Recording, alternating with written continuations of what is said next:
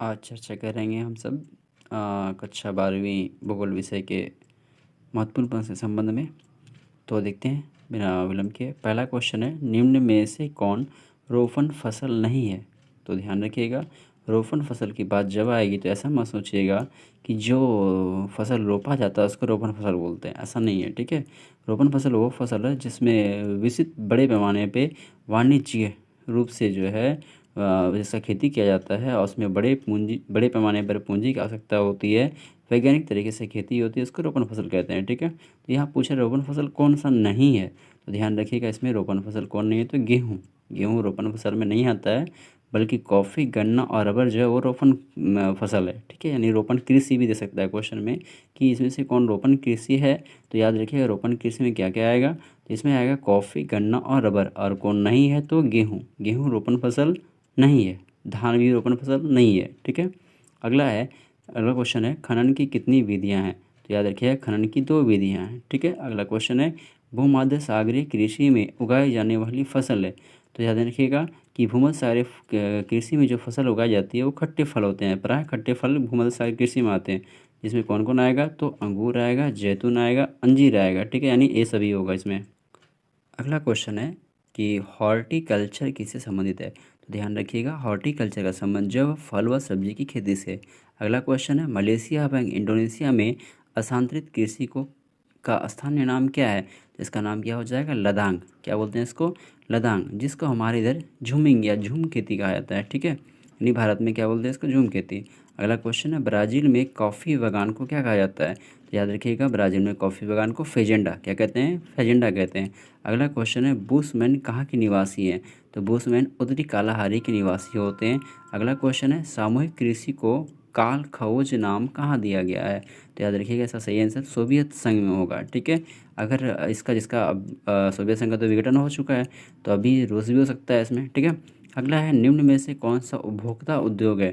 तो उपभोक्ता उद्योग में क्या आएगा, पेट्रोलियम आएगा। ठीक है, अगला क्वेश्चन है, कौन सा द्वितीयक क्रियाकलाप है? तो याद रखिएगा औजार बनाना ये द्वितीयक में आएगा, जबकि डॉक्टर, शिक्षक, शिक्षक जो है वो तृतीयक में आएगा, और कृषि क्या हो जाएगा, प्राथमिक क्रिया में। प्रकृति से जुड़ा हुआ काम प्राथमिक क्रिया में आता है।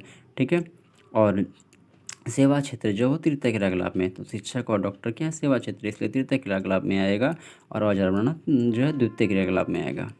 अगला क्वेश्चन है, मानचेस्टर किस उद्योग के लिए प्रसिद्ध है?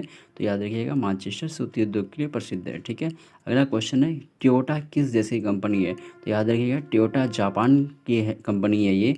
किसी किसी किताब में इसका आंसर ग्रेट ब्रिटेन दिया हुआ, जबकि इसका सही आंसर वो जापान ही होगा। याद रखिएगा ग्रेट ब्रिटेन नहीं, बल्कि जापान इसका आंसर होगा। कुछ कुछ किताबों में ग्रेट ब्रिटेन दिया हुआ है, जबकि जापान सही आंसर इसका। ठीक है, अगला क्वेश्चन है, निम्न में से कौन सी एक अर्थव्यवस्था में उत्पादन का स्वामित्व व्यक्तिगत होता है? यानी कि जो उत्पादन होता है उसका जो मालिकाना हक है वो व्यक्ति के पास होता है। तो इसमें क्या हो जाएगा, पूंजीवादी में। किसमें होगा, पूंजीवादी अर्थव्यवस्था में जो है वो उत्पादन का स्वामित्व किसके पास होता है, तो व्यक्तिगत होता है, यानी खुद का। अब है, निम्नलिखित में से कौन सा एक तृतीय क्रियाकलाप है? तो याद रखिए खेती प्राथमिक क्रियाकलाप, बुनाई जो भी नहीं आएगा इसमें, व्यापार जो इसमें तृतीय क्रियाकलाप में। ठीक है, आखेट भी प्राथमिक क्रियाकलाप में आता है। ठीक है, खेती और आखेट जो है प्राथमिक क्रियाकलाप में, व्यापार किसमें, तृतीय क्रियाकलाप में। अगला क्वेश्चन है, स्वर्ण कॉलर का संबंध निम्न में से किस आर्थिक क्रियाकलाप से है? ठीक है, क्वेश्चन क्या है, स्वर्ण कॉलर का संबंध निम्न में से किस आर्थिक क्रियाकलाप का से है? तो याद रखिएगा स्वर्ण कॉलर मतलब कि सोना वाला कॉलर कौन पहनता है? आदमी गले में जो सोना पहनेगा कौन पहनेगा? जो किसान है वो तो उतना पैसा नहीं है, उतना खेती में ही उसका सारा खर्च हो जाता है। ठीक है, सूखा की मार अलग है। तो स्वर्ण कॉलर, सोना वाला कॉलर कौन पहनेगा? तो कौन पहनेगा, जो बड़े बड़े लोग हैं, यानी कि जो क्या करते हैं, लोगों को जो है सहायता करते हैं इस काम में, निर्णय लेने में। तो वो सब किस में आता है, पंचम क्रियाकलाप में। किस में आएगा, पंचम क्रियाकलाप में। जैसे सोना वाला कॉलर कौन पहनेगा, पंचम क्रियाकलाप के लोग पहनेंगे। ठीक है, अगला क्वेश्चन है, लॉल कॉलर कर्मियों का संबंध निम्न में से किस आर्थिक क्रियाकलाप में होता है? तो आप ध्यान रखिएगा कि लॉल कॉलर यानी कि लाल कॉलर जो है, या गमछा, गमछा जो जानते हैं ना, गमछा कौन लोग लगाते हैं गले में, कौन लोग लगाते हैं, तो किसान लोग ज़्यादातर, किसान मजदूर जो होते हैं ना। तो लॉल कॉलर जो है संबंध है किससे है, तो प्राथमिक क्रियाकलाप किससे है, प्राथमिक। जो किसान जो खेतों में काम करते हैं वो क्या करते हैं, तो गमछा लगाते हैं गले में ताकि पसीना पहुँच सके, है ना। तो इसमें कौन करेंगे, प्राथमिक क्रियाकलाप वाले लोग, यानी कि जो मछली पालन करते हैं वो आ जाएंगे, खेती करते हैं वो आ जाएंगे, मधुमक्खी पालन करते हैं वो आ जाएंगे।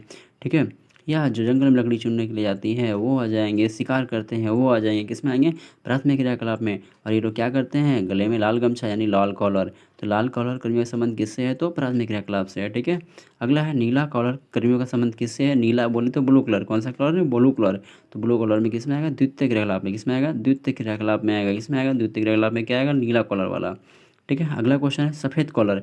बोलते हैं ना कि ज़्यादातर सरकारी कर्मचारी क्या होते हैं, वो सफ़ेद ड्रेस पहनते हैं, सफ़ेद कॉलर पहनते हैं, जाता है ना, देखते हैं ना सबका ड्रेस क्या ज़्यादातर सफ़ेद होता है, या उसको बोलते हैं सफ़ेद पोशाक बोलते हैं। यानी कि सफ़ेद कॉलर का संबंध किससे, तृतीय क्रियाकलाप, किससे है, तृतीय क्रियाकलाप से संबंध है, किसका, सफ़ेद कॉलर का। क्यों संबंध है इसका तृतीय कॉलर का, क्योंकि ये क्या करते हैं, आराम से ऑफिस में बैठ के काम करते हैं, एसी में रहते हैं। ठीक है, तो सफ़ेद कॉलर किससे आएगा, तृतीय क्रियाकलाप में। तो आपसे पूछेगा, यहाँ तृतीय न डाल के देगा कि सफ़ेद कॉलर का संबंध किससे है।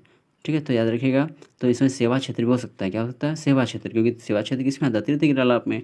ठीक है, अगला क्वेश्चन है कि क्षेत्र को जंग का कटोरा के नाम से पुकारा जाता है। तो जंग का कटोरा किसको बोलते हैं, पीटर्सबर्ग क्षेत्र को, किसको बोलते हैं, पीटर्सबर्ग क्षेत्र को क्या बोलते हैं, जंग का कटोरा बोलते हैं। ठीक है, कभी कभी क्वेश्चन पूछता है कि भारत का पीटर्सबर्ग किसको बोलते हैं, तो भारत का पीटर्सबर्ग जमशेदपुर को बोलते हैं, किसको बोलते हैं, जमशेदपुर को।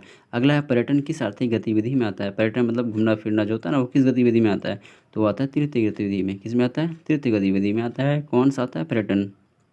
अगला क्वेश्चन है वृहद ट्रंक मार्ग जाता है।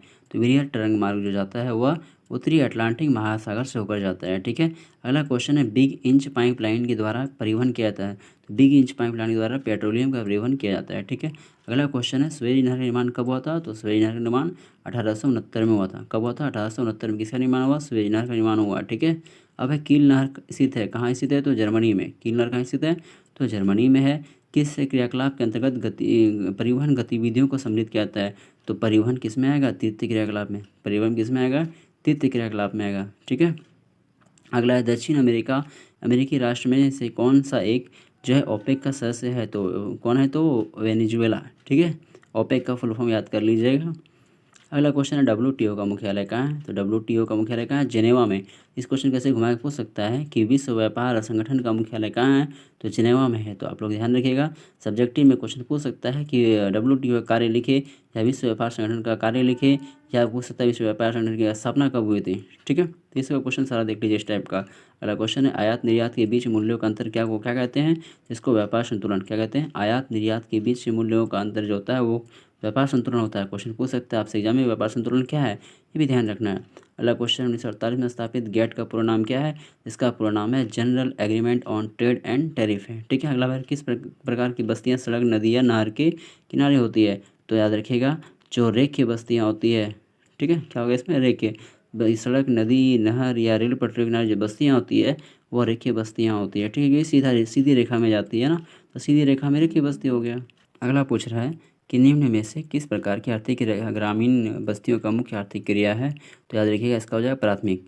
गांव में कौन सा काम होता है, ज़्यादातर होता है क्या, बकरी पालन, खेती, पशुपालन, ये सब ना होता है, मछली पालन ये सब होता है, मछली पकड़ना, शिकार करना, ये सब काम कहाँ होता है, गाँव में होता है।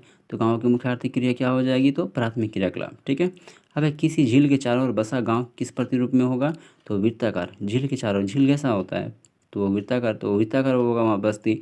अगला पर्वतीय प्रदेशों में किस प्रतिरूप का अधिवास पाया जाता है, तो सीढ़ीनुमा प्रवास क्यों पाया जाता है, क्योंकि पहाड़ों में सीधा ढलान होता है बहुत ज़्यादा। अगर ढलान में घर बने तो घर क्या बनेगा, क्या नहीं बनेगा, टूट जाएगा, उलट जाएगा वो। इसलिए क्या करते हैं लोग, सीढ़ीनुमा मतलब कि थोड़ा सा चौड़ा जगह काट लेते हैं और वहाँ घर बनाते हैं। अगला भिलाई नगर किस तरह का है, तो भिलाई में क्या है, इस्पात संयंत्र है, तो वहाँ पर क्या हो जाएगा, औद्योगिक नगर। ठीक है, भिलाई नगर क्या है, तो औद्योगिक नगर है, मतलब वहाँ फैक्ट्रियाँ हैं। अगला धारावी मलिन बस्ती किस नगर में स्थित है, तो ज़्यादातर हीरो लोग कहाँ रहते हैं, मुंबई में। तो मुंबई में क्या होगा, धारावी मलिन बस्तियाँ। अगला है मेगा नगर की जनसंख्या कितनी होती है, तो मेगा नगर की जनसंख्या वो 50 लाख से अधिक होती है। ठीक है, अब रुको और जाओ निश्चयवाद संकल्पना किसने प्रस्तुत किया, तो ग्रिफिथ टेलर ने प्रस्तुत किया था इसका। ठीक है, रुको और जाओ किसने कहा था, ग्रिफिथ टेलर ने। अगला निम्नांकित में से मानव विकास सूचकांक निर्माण किसने किया, तो डॉक्टर महबूब उल हक ने किया था। किसने किया, डॉक्टर महबूब उल हक ने किया। क्या किया, मानव विकास सूचकांक का निर्माण किया, और ये पाकिस्तान के रहने वाले थे। ठीक है, अगला है निम्नलिखित में से कौन सी सिंचित क्षेत्र में भूमि निम्नीकरण का मुख्य कारण है, तो मृदा लवणता। अगला है इनमें से कौन सा देश सारे देशों में शामिल नहीं है, तो वो अफगानिस्तान है। ठीक है, चलिए बहुत बहुत धन्यवाद, आप लोगों का परीक्षा अच्छा जाए, बेस्ट ऑफ लक। और ध्यान रखना है कि कोई भी ऑब्जेक्टिव्स क्वेश्चन जो है परीक्षा में छोड़ना नहीं है। ठीक है, सबको सॉल्व करना है।